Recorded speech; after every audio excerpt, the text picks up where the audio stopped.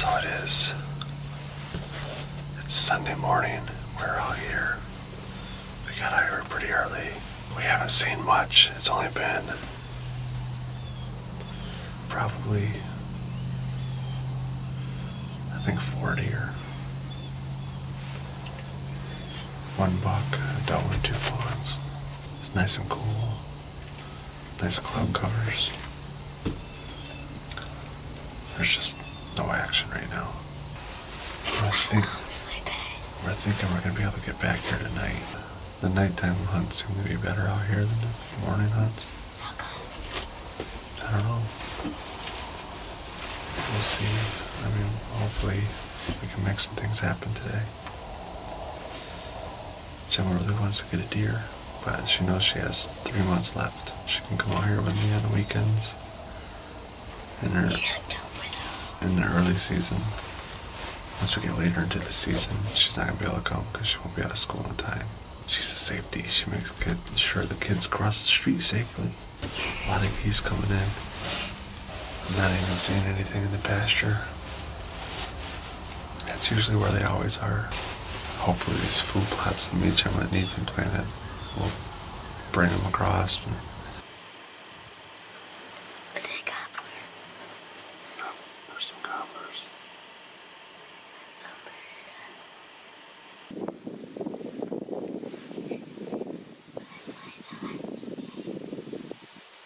In a minute.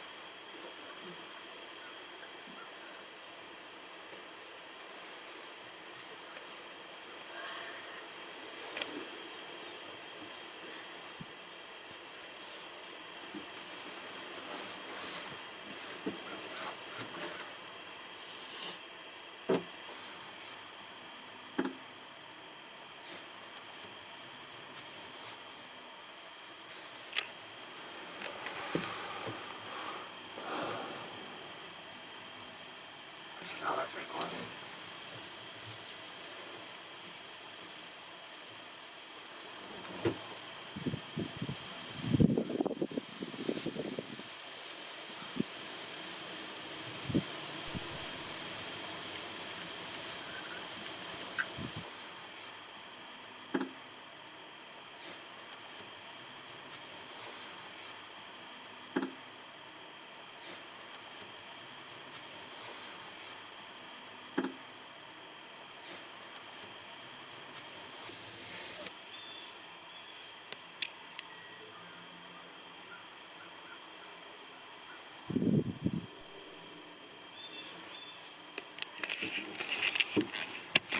There's a bird of turkeys behind us.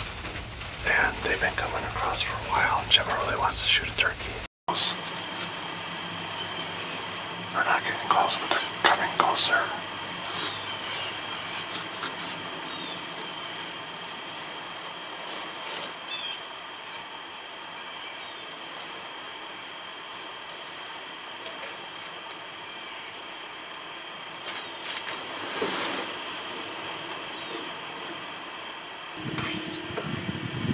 So you're not going to be able to see its legs. So there's like a brown part of the wing. You need to shoot right below that, okay? Come here, look real quick, I'll show you where to shoot.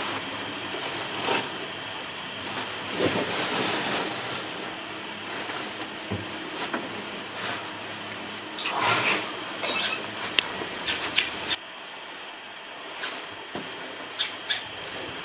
don't close your eyes, don't turn your head, okay? They were coming out in front of us, and then my grandma walked out. out, and she was looking to see. She was like looking at the box to see if we were here, because I parked behind the barn so they can't see my truck. All of them just stood up straight, and they were looking.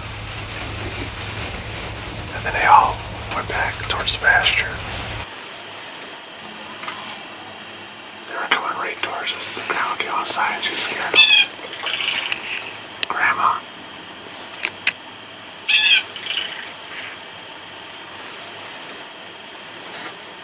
Damn it.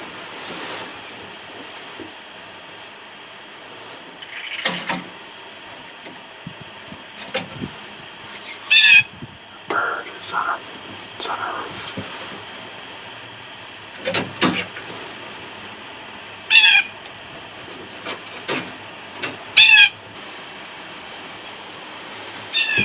There's a couple still coming this way, so you might be okay.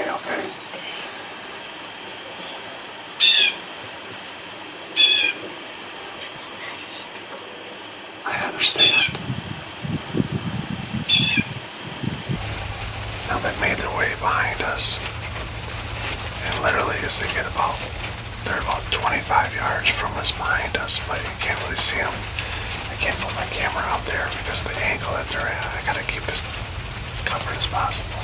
As soon as they get right here, then my grandpa comes out, and they haven't moved. They're staying in that same spot. So we're gonna give it like 5 more minutes. Jemma really needs to go to the restroom, so we're gonna give it 5 more minutes. If they don't come, then they don't come. We're not here to hunt turkey anyway, but she wanted to get a turkey because she missed hers in the fall or spring. We were with this guy, and she missed her turkey because she closed her eyes and turned her head. I tried to stand up there. There's a turkey about 10 yards from us.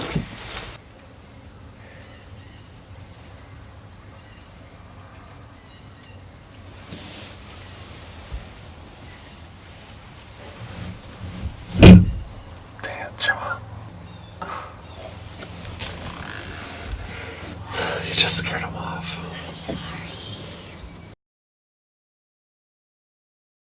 In this video, we're going to do the Sig Sauer Kilo 1250 laser rangefinder review.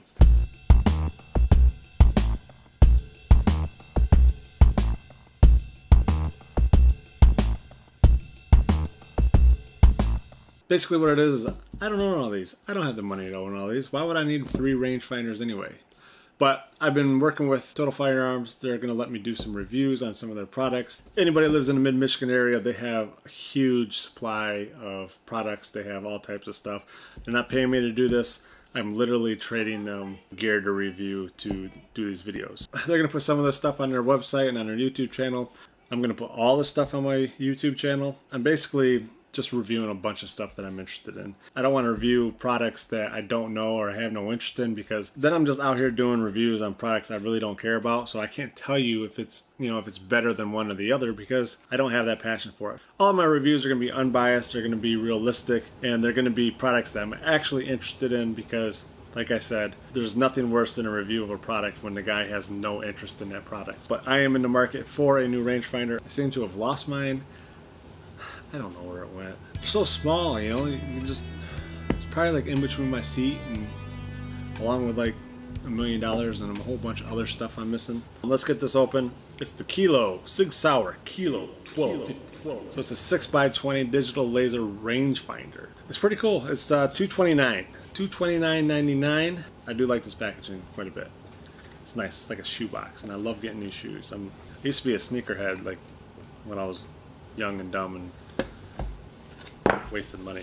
This is the packaging, Sig logo there, and then here it clips off, so it's got a nice little clip on there, and then you just pull the leather down, boom, open, nicely wrapped in plastic.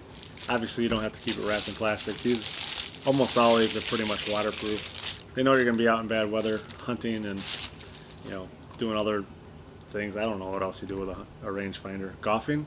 What's in the box? Obviously this. Nice little carrying case. Got a lanyard, and it looks like you can connect the lanyard here, or whatever, or maybe you can just connect it to this or put it around the belt. Battery is already in this because this was an open box. They were using this for display. Well, I like the packaging in this one, real nice. And then it has this little stretchy elastic bungee cordish type thing. It's got a nice little hook on here, but I like this because if I was going to carry this on my belt, you know, you got this here, it goes in your belt. It doesn't even have a snap, so it's real nice. You can put it on there really nice and quiet.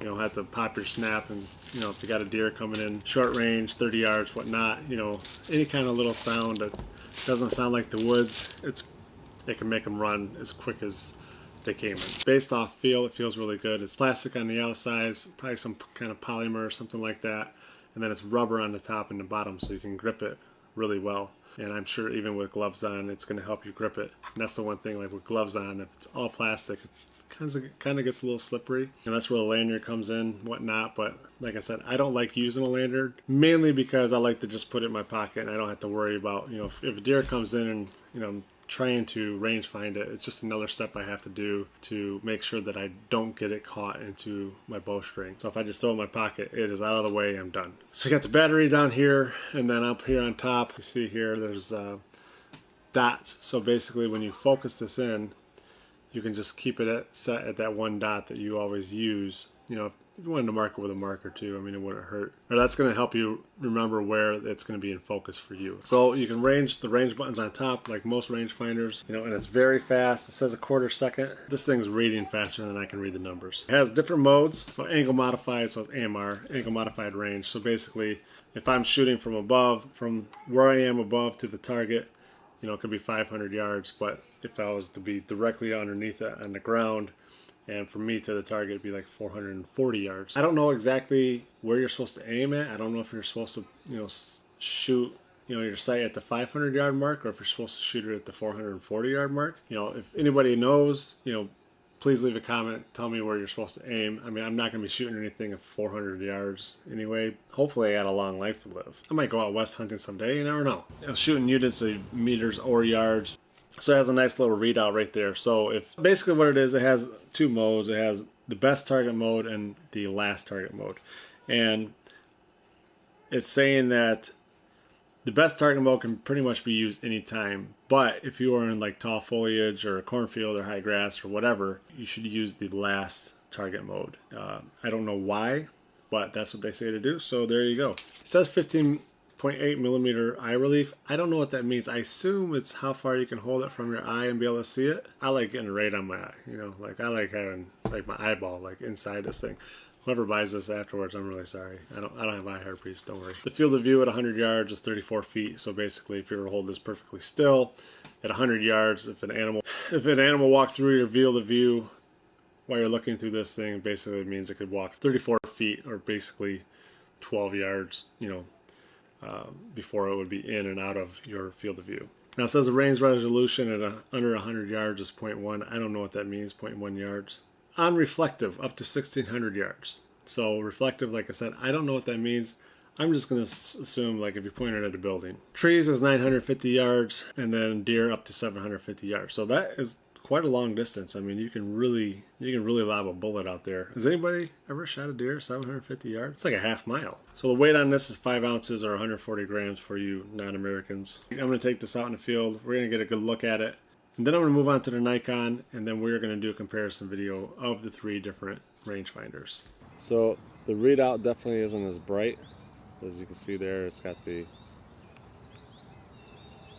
shows the degree that you're tilted at, as well as it shows the precise yardage.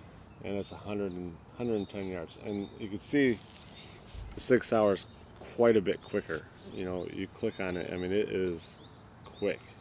Going between, so I'm at 85 yards, 110 yards, 130 yards. I mean, that's very fast. So what do I think so far? I mean, I think it's a great rangefinder. It shoots really far.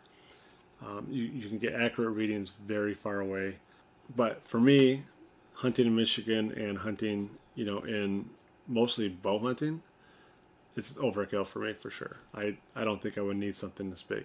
When you consider the price point is within $60 of a much shorter range, it's really not that expensive considering that you could probably buy this and use it for the rest of your life. It has a lifetime guarantee.